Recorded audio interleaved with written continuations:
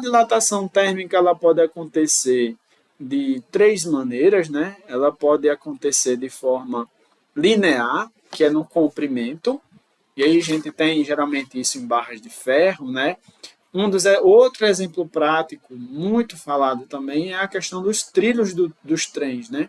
Os trilhos dos trens, eles também têm esse espaçamento que é tanto com a temperatura ambiente, como também se você se tocar, a movimentação dos trilhos, né, daquela roda do trem nos trilhos, acaba aumentando a temperatura nos trilhos. E com o aumento de temperatura, esse aço, essa barra de ferro, ela vai acabar se expandindo, né? Vai acabar se dilatando. Então, tem também um espaçamento entre elas nesses trilhos dos trens.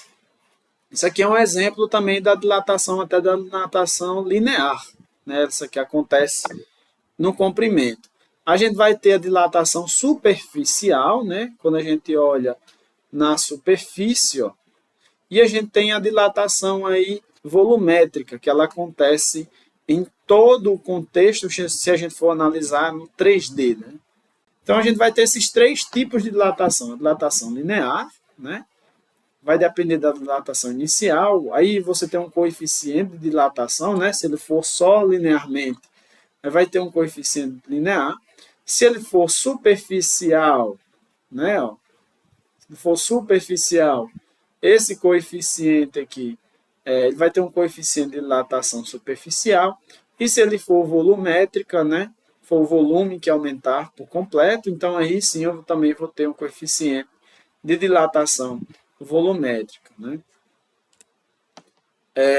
Isso em prática a gente já vem comentando muito aqui na nossa aula de hoje, né? São várias questões práticas que a gente citou, mas ainda tem outras que, se a gente quisesse falar, portões, por exemplo, né? Em tempos de inverno, eles ficam mais complicados de você fechar, porque o volume deles acaba aumentando. Isso é uma questão interessante, porque tem coisas que elas aumentam de tamanho também quando a temperatura diminui, inclusive a água. Inclusive a água. Recipientes de vidro, né, como um copo, se quebram quando neles colocamos um líquido fervendo.